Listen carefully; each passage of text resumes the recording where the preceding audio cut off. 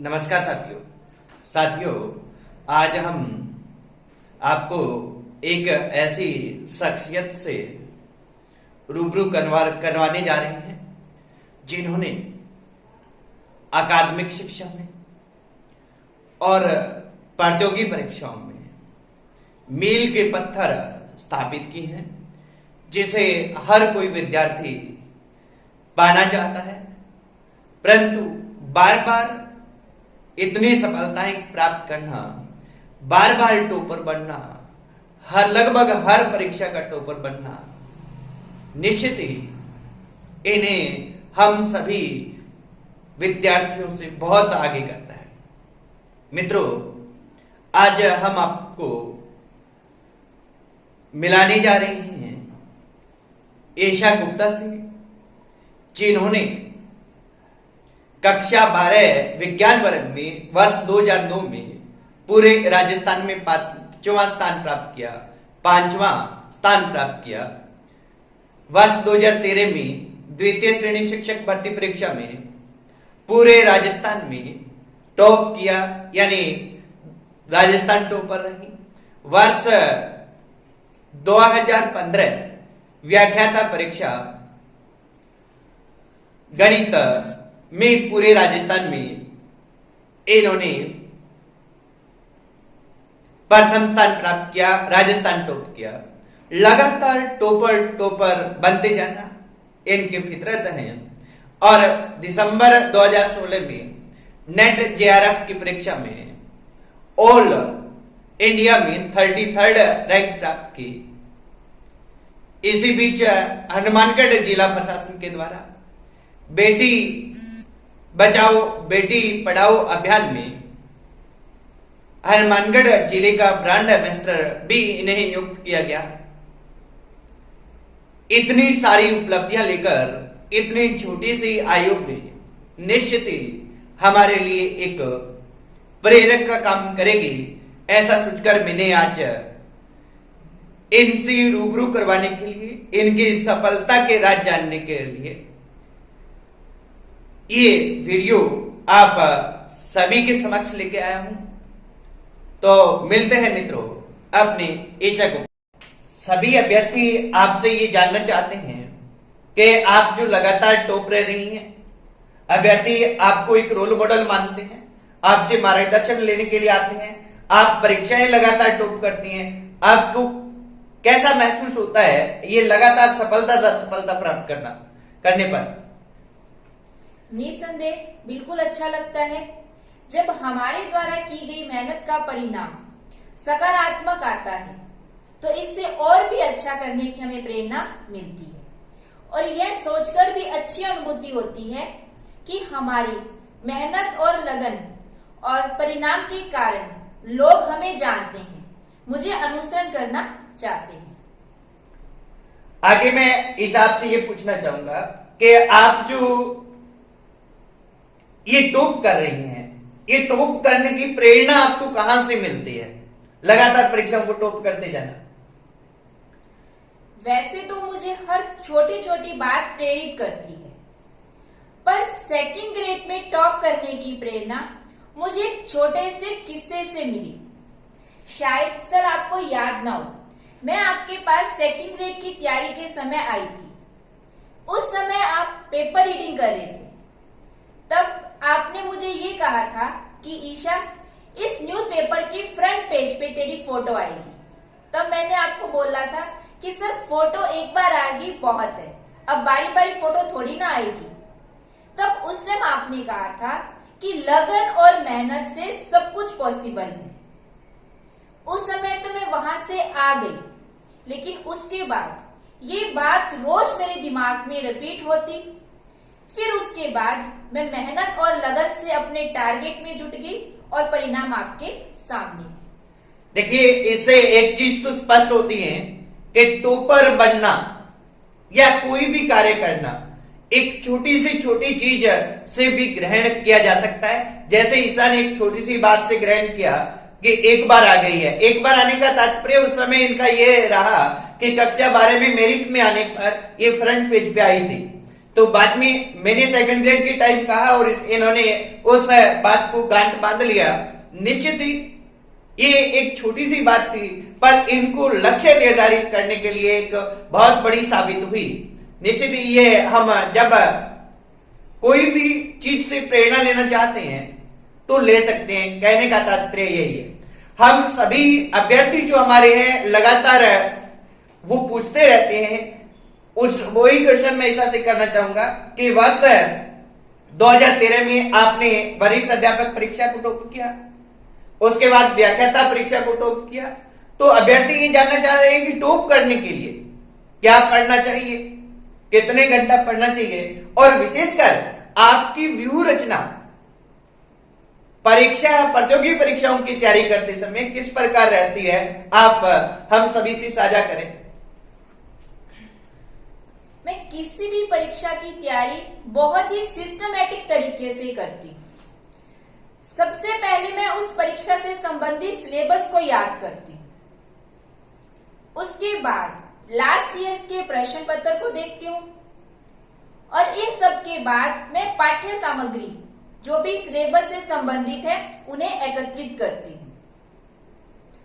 उस पाठ्य सामग्री को एकत्रित करने के बाद मैं पूरे सिलेबस को अच्छे से देखती हूँ और उसके बाद अपनी प्लानिंग इस प्रकार से करती हूँ कि परीक्षा तिथि से पहले कम से कम मेरा 3 बार सिलेबस हो जाए। मैं अपनी पूरी स्ट्रेटजी को 2 पार्ट्स में बांटती हूँ।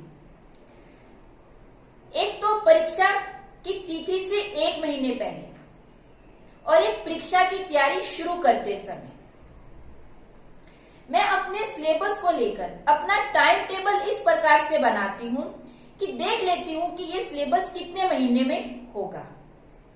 उसके बाद मैं 7 दिन की प्लानिंग करती हूँ और फिर प्रत्येक दिन छोटे छोटे टारगेट बनाकर उन्हें पूरा करती हूँ।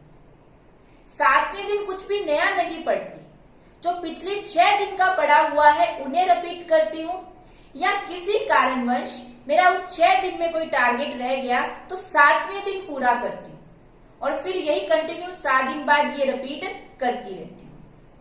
परीक्षा तैयारी करने से लेकर और परीक्षा की तिथि तक मैं अपनी पढ़ाई में नियमितता और निरंतरता रखती हूँ। निश्चित ही नियमितता, निरंतरता, परीक्षा की तैयारी तक 7 दिन की साप्ताहिक टारगेट, मासिक टारगेट कहते हैं, वार्षिक कहते हैं, ये आपके पास निश्चित ही साप्ताहिक रहते हैं। तो मासिक और वार्षिक ये इसके बाद में त्रैमासिक, 6 मासिक ये रहते होंगे। तो हम जानना चाहते हैं कि इन जो टारगेट आपके छोटे छोटे टाइम के लिए बनाए जाते हैं, ये टारगेट प्लस जो टेस्ट की भूमिका होती है, क्योंकि आप मेरी विद्यार्थी रही हैं अब तक। मेरे टोटल मुझे कहते हुए हमेशा मैं कहता हूं, अक्सर मैं कहता हूं कि मेरे 5 विद्यार्थी राजस्थान टॉपर रहे हैं, 10 विद्यार्थी टॉप 10 में आए हैं। तो मैं जो रणनीति अक्सर लागू करता हूं वो आपको कहां तक कारगर सिद्ध होती है, यानी डेली टेस्ट प्लस ये प्लानिंग। देखिए, अगर मैं बात कहूं कि मेरी सफलता का आधार इन 3 बातों पर डिपेंड है। एक तो डेली टेस्ट सीरीज, चाहे 2nd ग्रेड की परीक्षा हो चाहे 1st ग्रेड की परीक्षा हो, मैं डेली टेस्ट किया करती थी और ये मेरा डेली टेस्ट सर लिया करते थे। चाहे 2nd ग्रेड की परीक्षा हो, चाहे मैथ्स का पेपर हो, चाहे जीके का पेपर हो, चाहे हिंदी हो, चाहे इंग्लिश हो, मेरे सारे सब्जेक्ट की प्लानिंग सर करते थे और उसके बाद सर मेरा डेली का टेस्ट लिया करते थे। मुझे तो सिर्फ इतना था कि उस टेस्ट को पढ़ना होता था। और दूसरी अगर मैं बात करूं तो प्लानिंग की बात तो मैं कर चुकी हूं पहले। ये प्लानिंग जब मैं परीक्षा की तैयारी शुरू करती हूं तो मुझे इतना अनुभव नहीं होता, तो ये सारी की प्लानिंग मेरी सर ने तय करके दी थी मुझे। और तीसरी अगर बात मैं कहूं तो करंट अफेयर एक ऐसा टॉपिक है जिससे हम अपने जीके को अच्छे से स्ट्रॉन्ग कर सकते हैं। ऐसा नहीं है कि हम पेपर में किस चीज को पढ़ लिया तो वो हमारा करंट अफेयर हो गया। जैसे हम बात करें, मैं थोड़ा सा बताना चाहूंगी अपनी स्ट्रेटजी के बारे में। जैसे भी करंट में टॉपिक चल रहा है कोरोना वायरस, तो ऐसा नहीं है कि हमने पढ़ लिया अभी कोरोना वायरस है। अगर हमारे सिलेबस में साइंस है तो हमें अच्छे से पढ़ना है कि वायरस क्या है, इसके लक्षण क्या है, ये कैसे फैलता है, इसके लिए कौन कौन सा टेस्ट है, ये सब हमारी साइंस का टॉपिक हम अच्छे से यहाँ कवर कर सकते हैं।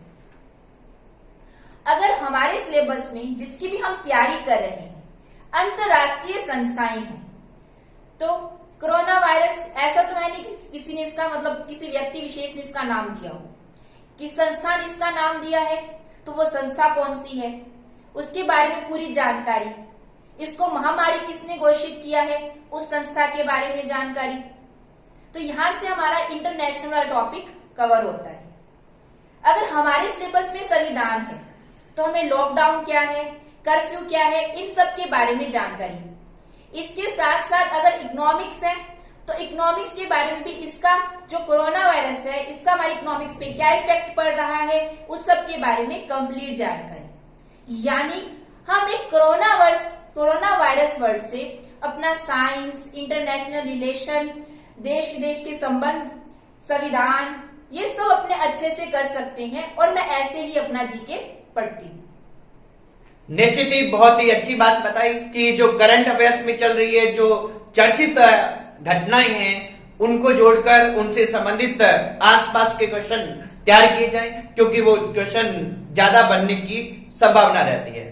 मित्रों, जैसा कि हम अक्सर कहते हैं, हमारे विद्यार्थियों के लिए, जैसे ईसा और अन्य जो हमारे टॉपर विद्यार्थी रहे हैं, उनके लिए हम रणनीति बनाते हैं। तो आप सबसे पहले यही करें कि जब स्टडी मटेरियल आप सिलेक्ट करते हैं तो आप इन जैसे सफल अभ्यर्थियों से प्लस अपने आसपास के जो विद्वान और विदुषी शिक्षक बंधु हैं, जो प्रतियोगी परीक्षाओं का अनुभव रखते हैं, उनसे आप सलाह जरूर लें अपना स्टडी मटेरियल सिलेक्ट करते समय। बाकी इन्होंने बताया कि उसकी व्यू रचना बनानी चाहिए, पर डे, साप्ताहिक, इस तरह से आपकी व्यू रचना रहनी चाहिए। ये हमें कुछ इस चीज से आभास होता है कि टॉपर इस तरह से व्यवस्थित तैयारी करते हैं, उसी कारण परीक्षा को टॉप कर पाते हैं। अगला क्वेश्चन ईसा मेरा कि इंटरनेट और सोशल मीडिया की भूमिका आपका क्या मानती है, सकारात्मक या नकारात्मक, या क्या उनकी योगदान क्या रहता है कि अभ्यर्थी की तैयारी के दौरान? अगर हम बात करें व्हाट्सएप, ट्विटर, फेसबुक, इंस्टाग्राम, ये सब जितने भी सोशल मीडिया के साधन हैं, ये किसी भी प्रतियोगी परीक्षा में सफल होने के लिए सबसे बड़े बाधक हैं। आपको इनसे दूर रहना चाहिए। परीक्षा के दौरान तो क्या, मैं आज भी फेसबुक, ट्विटर, इंस्टा यूजर नहीं करती, लेकिन हाँ, मैं डेली लगभग आधा से 1 घंटा इंटरनेट के माध्यम से स्टडी किया करती थी। जैसे मुझे कुछ समझ में नहीं आया तो मैं नेट के माध्यम से उसे समझ लेती थी, पर वो भी एक टाइम लिमिटेड, लगभग आधा से 1 घंटा। और साथ में परीक्षा की तैयारी से 1 महीने पहले मैं ये भी नहीं करती। और मैं एक चीज और बताना चाहूंगी कि परीक्षा की तिथि से 1 महीना पहले मैं ये भी नहीं देखती थी। तो परीक्षा की तैयारी का जो 1 महीना पहले होता है, परीक्षा की तिथि से जो 1 महीने पहले का टाइम होता है, वो किसी भी स्टूडेंट के लिए गोल्डन टाइम होता है। हमें उस दौरान अपनी परीक्षा का जो पढ़ने का टाइम है उसे थोड़ा बढ़ा देना चाहिए। डेली रूटीन में जो हमारा टाइम लग रहा है उसे थोड़ा कम करना चाहिए। साथ ही साथ हमें उस दौरान कुछ नया नहीं पढ़ना चाहिए। हमने जो पहले का पढ़ा है उसे ही रिपीट करना चाहिए। निश्चित ही ऐसा ने बताया कि सोशल मीडिया है, ये प्रतियोगी के लिए बाधक का काम करता है, सफलता में बाधक बनता है। तो प्रतियोगियों से यही सलाह रहेगी कि कम से कम सोशल मीडिया का उपयोग करें। अगर करते भी हैं तो उसके लिए टाइम फिक्स कर दें, डेली का 10 मिनट फिक्स, 15 मिनट फिक्स कर दें, ताकि हम क्या है कि अपने तैयारी की ओर ध्यान दे पाए। साथ ही इंटरनेट का यूज, अगर हम प्रतियोगी परीक्षा की तैयारी में कर रहे हैं तो आप निश्चित है कि उसका टाइम रखें और उसका यूज करें, क्योंकि वो आपके लिए यूजफुल है। अगर प्रतियोगी परीक्षा की तैयारी के अलावा आप इंटरनेट यूज कर रहे हैं तो प्रतियोगी परीक्षा की तैयारी करने वाले विद्यार्थियों को ये गांठ बांध लेनी चाहिए कि सफल होना है तो केवल और केवल हमें लक्ष्य दिखाई देना चाहिए। जिस तरह से अर्जुन को चिड़िया की आंख दिखाई दे रही थी, वैसे ही हमें हमारा पद दिखाई देना चाहिए, केवल और केवल पद दिखाई देना चाहिए। अगर ऐसा दिख रहा है तो हम जिस भी प्रतियोगी परीक्षा की तैयारी कर रहे हैं उसको सिलेक्शन के साथ साथ हम बहुत अच्छी रैंक भी प्राप्त कर सकते हैं। आगे ईसा, मैं आपसे क्वेश्चन करना चाहूंगा कि अगर आप इस सफलता के दौरान किसी भी विशेष व्यक्ति का योगदान आपकी उल्लेख करना चाहें आपके सफल होने में, तो आप बता सकती हैं।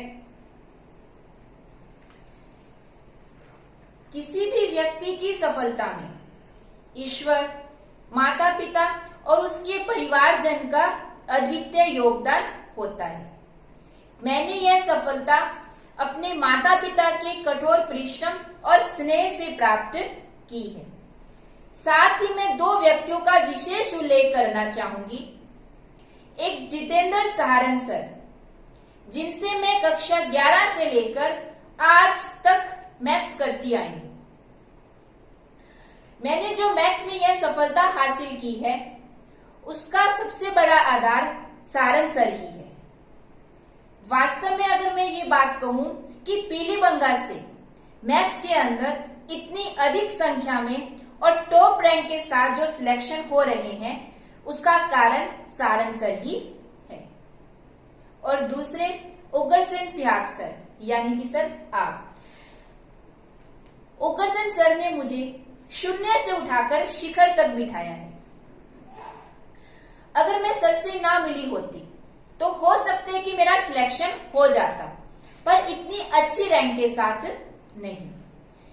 मुझे एग्जाम में टॉप करने की जो भावना है वो सर ने ही बनी। सर मेरा डेली का टेस्ट लिया करते थे, चाहे वो मैथ्स का हो, चाहे वो जीके का हो, चाहे किसी भी सब्जेक्ट का हो। जब मैं सर के पास आई थी तो मुझे ये तक नहीं मालूम था कि राजस्थान में कितने जिले हैं, राष्ट्रपति और प्रधानमंत्री में क्या अंतर होता है। पर आज मुझे जीके के प्रति एक अच्छी समझ है। इन सब का एक ही कारण है सिहाग सर।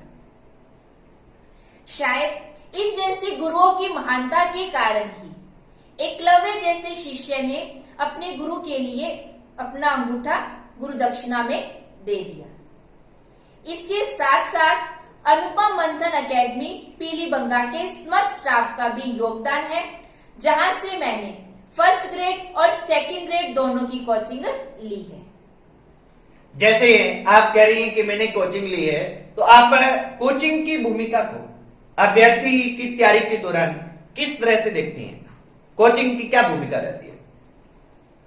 देखिए, अगर हम सेल्फ स्टडी करें तो द बेस्ट है, इसके कंपैरिजन कुछ भी नहीं। लेकिन जब हम प्रतियोगी परीक्षा की तैयारी कर रहे होते हैं तो हमें इतना अनुभव नहीं होता। जैसे मैंने आपको बताया है कि मैंने फर्स्ट ग्रेड और सेकंड ग्रेड दोनों की कोचिंग की अनुपम मंथन एकेडमी पीलीबंगा से ली। और एक चीज और बता दूं कि मैंने नेट की तैयारी भी सर के सानिध्य में ही की है। हालांकि सर का सब्जेक्ट हिस्ट्री है, पर नेट के अंदर एक व्यवस्थित शेड्यूल बनाकर दिया और उसमें भी मेरे डेली के टेस्ट सर ही लिया करते थे। पर अगर आप किसी भी कोचिंग को ज्वाइन करना चाहते हैं तो एक बात ध्यान रखें कि आप अच्छे से उसकी रिजल्ट और फैकल्टी को देखें, क्योंकि हमारे पास टाइम लिमिटेड है और हमें बेस्ट से बेस्ट तरीके से तैयारी करनी है। अगर कोई भी कोचिंग आपको अच्छी कोचिंग मिल जाती है तो कोचिंग में हम 3 घंटे स्पेंड करते हैं, उस टॉपिक को पढ़ते हैं और घर आकर 1 घंटे में उसको रिवाइज कर लेते हैं, तो 4 घंटे में हमारा वो टॉपिक अच्छे से रेडी हो जाता है। निश्चित ही जैसा ईसा ने बताया कि मेरा सब्जेक्ट हिस्ट्री है और ये मैथ की है, फिर भी मैं इसके लिए शेड्यूल निर्धारित करता था। इसका कारण क्या रहता है कि मित्रों, जब भी हम कोई भी स्टूडेंट को प्रतियोगी परीक्षा की तैयारी करवा रहे हैं और अगर प्रतियोगी परीक्षा की तैयारी करवा रहे हैं, हम उसे टारगेट दे रहे हैं और वो उस टारगेट पे चल रहा है और इतने अच्छे से चल रहा है कि उसको बहुत ही अच्छे से कवर कर रहा है, तो एक शिक्षक का भी उतना ही ज्यादा क्या है कि वो एनर्जी आती है उसमें कि मैं दे रहा हूं, उससे आगे मेरा स्टूडेंट चल रहा है, तो निश्चित ही ये सफल होगा। और जब एक शिक्षक का एक स्टूडेंट है वो बहुत अच्छी तरह से सफल होता है, तो शिक्षक के लिए इससे आनंद की सर्वोत्तम अनुमति कोई नहीं हो सकती मित्रों। तो इसका यही रहा कि इसमें कंटिन्यूटी थी, नियमितता थी। जब भी इसको टारगेट दिए पूरी तरह से और 100% इसने कवर किए। ऐसे विद्यार्थी मेरे पास जो भी रहते हैं या किसी भी शिक्षक के पास रहते हैं कि जो आप कार्य दे रहे हो और वो पूर्ण मनोयोग से कर रहा है, तो निश्चित ही शिक्षक दुगुने जोश से उसके लिए कार्य करता है। और ऐसे इसी कारण हमारे लगातार विद्यार्थी हैं वो टॉपर्स आ रहे हैं, क्योंकि उनमें एक शुद्ध प्रतिस्पर्धात्मक भावना विकसित की जाती है ताकि वो अच्छे से तैयारी कर पाए। हम इन हमारे टॉपर्स विद्यार्थी हैं, इनसे लगातार हमारे इस YouTube चैनल पर आपको रूबरू करवाते रहेंगे। जैसे आज हमने ईसा से करवाया। अंत में मैं ईसा से ये कहना चाहूंगा कि अगर जो प्रतियोगी परीक्षा की तैयारी कर रहे विद्यार्थी हैं, उन्हें कोई अपना संदेश देना चाहे तो इस इंटरव्यू के अंत में मेहनत कीजिए, सफलता का कोई शॉर्ट रास्ता नहीं है। इसके साथ साथ अब ऐसे फ्रेंड्स जो हमें डिमोटिवेट करते हैं, जो विशेषतः जो ऐसा कहते हैं कि मैंने ये टॉपिक 10 बार कर लिया, मैंने फला कोचिंग के नोट्स अच्छे हैं, मैंने तो ये पढ़ दिया, अब विशेषतः ऐसे फ्रेंड से दूर रहिए। जो भी पॉजिटिव सोच के हैं, जो आपको मोटिवेट करें, आप ऐसे फ्रेंड्स के सानिध्य में रहें। और साथ ही साथ आप ये बात भी ध्यान रखें कि परीक्षा की तिथि तो आ जाएगी। आप ये मत सोचिए कि परीक्षा की तिथि कब है, और ना ही ये ध्यान में रखिए कि परीक्षा में सीट्स कितनी है। आपको सिर्फ एक ही सीट लेनी है। आप अर्जुन की तरह सिर्फ पक्षी की आंख पर ही ध्यान रखिए। कंपटीशन का लेवल बहुत टफ होता जा रहा है। समय समय पर खुद को एवेल्यूट करते रहिए, खुश रहिए, मोटिवेट रहिए। अंत में सिर्फ यही कहना चाहूंगी मैं कि मेहनत इतनी खामोशी से करो कि सफलता शोर मचा दे। निश्चित ही ईसा की सफलता ने हर बार पीलीबंगा और आसपास के क्षेत्र में, और ये कहें कि राजस्थान में शोर मचाया है, क्योंकि हर बार इसने जो भी परीक्षा दी है उसको टॉप किया है। अभ्यर्थियों को जैसा इसने मैसेज दिया, एक बार और मैं दोहरान करूंगा कि आप नकारात्मक अपने मित्रों से दूर रहें। ज्यादा सामग्री इकट्ठा करने के बजाय सिलेक्टेड सामग्री लें और उस सामग्री का बार बार अध्ययन करें। ये नियमितता रखते, निरंतरता रखें, प्रतिदिन का लक्ष्य निर्धारित करें, उसे प्राप्त करें। टेस्ट दें प्रतिदिन। आपके अगर आसपास कोई ऐसी व्यवस्था है तो, नहीं तो हमारे यूट्यूब चैनल पर भी लगातार 12 बजे दोपहर और शाम को 6 बजे लगातार टेस्ट हो रहे हैं, उन्हें भी आप ज्वाइन कर सकते हैं। जिससे क्या है कि हमें नियमितता आएगी, और नियमितता ही प्रतियोगी परीक्षाओं की सफलता का आधार है। इससे बढ़कर कुछ नहीं हो सकता मित्रों। सबसे बड़ी बात तो यह है कि आपको सेल्फ स्टडी करनी है, और सेल्फ स्टडी करके आपको कहां अपने को परखना है, तो उसके लिए टेस्ट सीरीज होगी। आज इतना ही। अगले वीडियोज में नए टॉपर के साथ हम मिलेंगे। धन्यवाद साथियों।